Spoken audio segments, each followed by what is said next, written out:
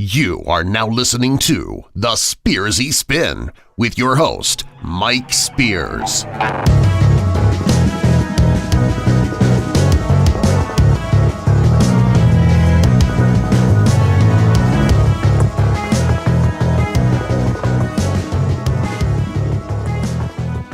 Good evening, folks, and welcome to The Spearsy Spin. Tonight's show is about immigrants. How do we separate the good ones, from the bad ones? And what I mean by that is, how do we know who's a criminal and who isn't? Now, we have some articles here that are taken right from the national headlines that we're going to share with you. And we're going to also talk about people that don't want to be refugees, people that want to stay in their own country. For instance, Syria. As you know, there has been a huge push to get Syrian refugees somewhere safe. But now we're finding out that a lot of refugees that are going to Canada, they're going to Sweden, the United States, Germany, and so on, say, we don't really want to go to another country. We want to stay in our country. And now a big push has started to have President Trump get involved with getting some safe zones established within these countries, be it Iraq, Syria, Afghanistan, Libya, and the like, in an effort to get these folks back to where they belong, but so that they can live their lives in peace among people who also share their culture.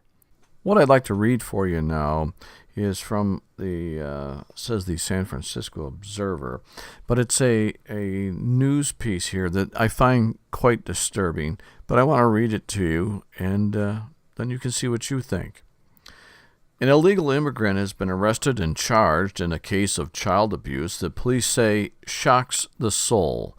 This according to reports from San Francisco. Now, Francisco Reyes Covarrubias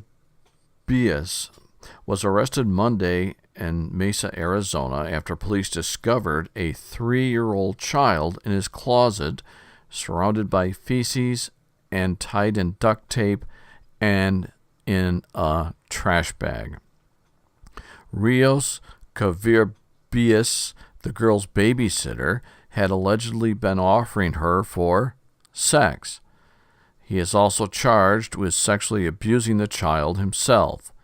Mesa Police Chief John Meza told reporters, according to Fox 10 News, that the girl was so neglected that she could not stand on her own. Officers who responded to the scene were troubled by conditions, and having to witness this, and without delay, they said, we have no resources for them. Also, Meza said, according to the news outlet, when officers went in, all they saw was the top of the child's head in the trash bag. Meza described it. The child had duct tape over her mouth, around her arms, her hands, and legs. Fox 10 reported that the girl had a number of wounds on her body. The girl's mother, Maria Yomali Solis, had also been arrested. Solis, according to reports, would leave the girl with Reyes Covarrubias for long stretches of time, seeing the child maybe once a week. Solis, who, according to Fox 10, told police that she knew of her daughter's wounds but did not seek help, had also shaved the child's head so that she could claim the girl had cancer and collect donations. The girl was discovered, according to Fox 10 News, to another news agency, ABC 15 Arizona, after a man, Rio Covarrubias, met online for sex, and then that man came to see Reyes Covarrubias at his home and noticed a bad smell. When the man discovered the child in the closet, Reyes Covarrubias allegedly offered her to him for sex. Now, while the man did consent to sex with Rios Converbius, he did notify the police about the child in the closet. Fox 10 spoke with neighbors about the incident, and neighbors of Rios Converbius described him as a man who liked dressing in women's clothing. An apartment complex manager says he only lived in the community for a few months. She and many others in the complex were stunned by the public arrest Monday. "It makes me sick. It's a child. It's a baby," neighbor Cheryl Woolley said. And you think, didn't the baby scream? Didn't anybody hear anything? Oh my God, I hope the baby's fine. Meanwhile, Rios Converbius was denied bail. Good. According to Fox 10, because he is in the country illegally, Salias was granted a bond of $15,000 on child abuse charges. So that's the first story that we're rolling out here. What do you think about that? We'd like to know. So please, visit us at thespearsysspin.blogspot.com. Don't go away. We have to pay some bills, and then we're coming back with Mike Spears.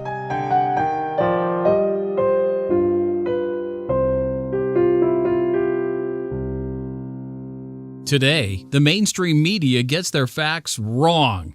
Those leaning far left aren't happy with the status quo. Americans have never seen this much disinformation being disseminated. Watch the news, then listen to The Spearsy Spin with political commentator Mike Spears. The Spearsy Spin, now on Google, Twitter, Facebook, thespearsysspin.blogspot.com, and YouTube. Many listeners refer to Mike Spears as the new Walter Cronkite. What kind of government cares more about appeasing Islamic terrorists than defending the constitutional rights of its citizens? A government that would disarm us during the age of terror. Nothing would make us more vulnerable to generations of suffering and slaughter than the destruction of our Second Amendment. But many of our politicians, aided by a relentless media, are launching that attack themselves. They dream of joining the rest of the disarmed peoples of the world, entrusting our survival to the mercy of monsters. The greatest damage the terrorists could ever inflict upon us is disarmament at the hands of the political elites. But we will never offer our right to survive as a fool's ransom to the world's killers. Our freedom is what they fear most. I'm the National Rifle Association of America, and I'm freedom's safest place. Hello, this is Captain Jack Sparrow. So you've already met this dastardly scoundrel who calls himself Mike Spears. That would mean that you're listening to the Spearsy Spin. Right. By my reckoning, if you give a thumbs up and subscribe, this would make you one of the crew. Savvy?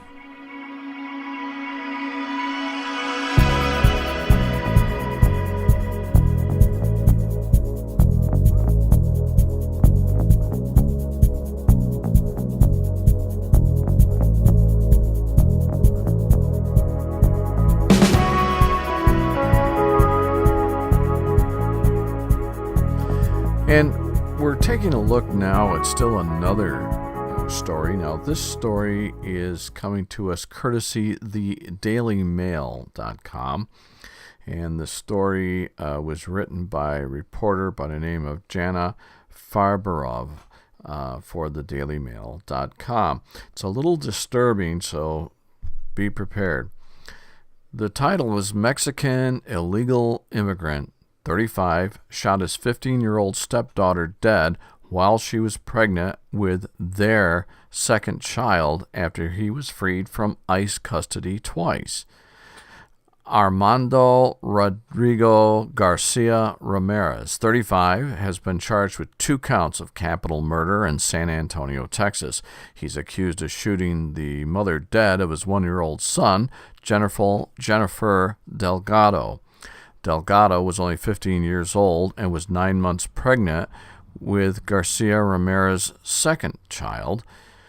Apparently, she says the suspect shot himself in the mouth after allegedly killing Delgado, but survived a suicide attempt. Ramirez is a native of Mexico, and he's been arrested by ICE twice, in 2011 and then again in 2016, but both times he was released on bail. And the story goes as this: an undocumented immigrant from Mexico has been arrested and charged with shooting a 15-year-old girl from Texas who was pregnant with the suspect's second child at the time of her slaying. Police in San Antonio say Jennifer Delgado was 9 months pregnant when on Monday morning she was gunned down by Armando Rodrigo Garcia Ramirez, 35, who then tried to take his own life. Investigators say the victim already had a 1-year-old son with Garcia Ramirez, who at one time had been her stepfather. The suspect has been released on bond from the custody of the U.S. Immigration and Customs Enforcement last May. About a month later, according to investigators, Garcia Ramirez impregnated Delgado for a second time. He now faces 2 charges of capital murder in the deaths of the teenager and her unborn baby. The incident began unfolding around 11 a.m. on Monday when police responded to the 1100 block of Babcock Road in San Antonio and found Garcia Ramirez suffering from a self-inflicted gunshot wound to his mouth.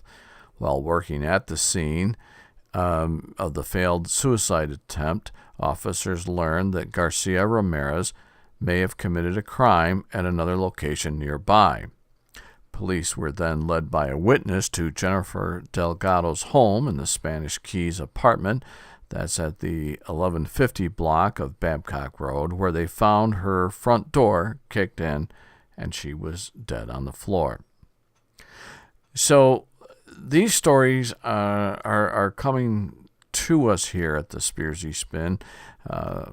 We had another story that we're actually going to do, but the folks out there, well, you folks, you listening, yes, you right there, are sending us stuff. Thank you. I do. I appreciate it, and I'm sorry I'll never be able to get to everybody's stuff that you send in, and I'm sorry for that.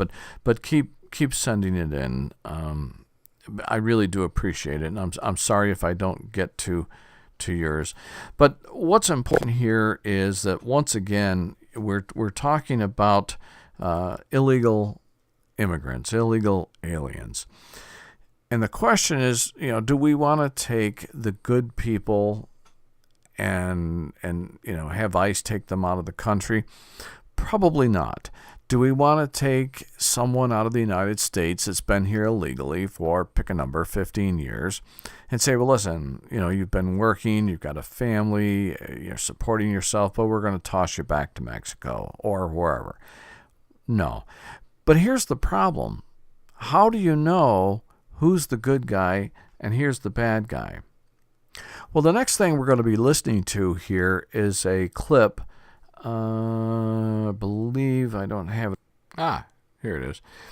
Now, this is courtesy of CNN, and this is a CNN reporter that's talking with a Syrian person that's still in Syria. And he is very, very thankful to President Trump for intervening on their behalf. And when the CNN reporter mentions the issue with, well, yes, and he went over and bombed all these things, but he won't let you in the country, this Syrian says, I don't want to come to your country. We don't want to come to your country. I sound like William Shatner tonight. But he doesn't. And he said, we want to stay in our own country, but we need a safe zone. Here's the clip. Give it a listen, and then we'll come back with a finish up. It was just so incredibly compelling hearing your first-person account of the chemical attack and your pleas to President Trump to do something, and now he has. What's your response? Thank you again, Brooke, for having me. I woke up for some reason. I couldn't sleep. I woke up, I saw a lot of texts on my phone. I saw the news. I cried out of joy. I jumped. I thanked God. I don't know. I was overwhelmed. We've been asking for protection. We've been asking for consequences for more than 6 years. And today, for the first time, it happened. For the very first time, we see Assad held accountable just for once, held accountable for his crimes against humanity. I was overwhelmed. I felt grateful for President Trump. I felt grateful for the United States. I felt grateful for each and every person who lobbied and called and kept on talking until someone actually listened. I felt Qasim, very, I very understand, grateful. though. I understand your gratitude, but still, you bring up Assad. He's still there, and the real question is, what's next? You're right. You're absolutely right. Assad is still in Damascus. He's still ordering his troops to kill and rape and torture. He killed 500,000 people. He displaced 12 million people. He tortured thousands and thousands of people like we saw in the Caesar report. He raped thousands and thousands of women. He helped create ISIS with his atrocities. He drove people to desperation to join extremist groups when they didn't find justice and they went after revenge. He displaced millions of people. He made Ilan al-Kurdi, if everyone remembers that little boy who drowned at the sea, he made him drown. He made him run for his life, just like he made millions of Syrians leave their houses. We ask for safe zones in Syria. I was talking with my friends inside of Syria. Everybody kept telling me, please, if you're going to talk again, please, for the love of God, tell them we need safe zones. Tell them to stop Assad's airplanes from keep bombing us.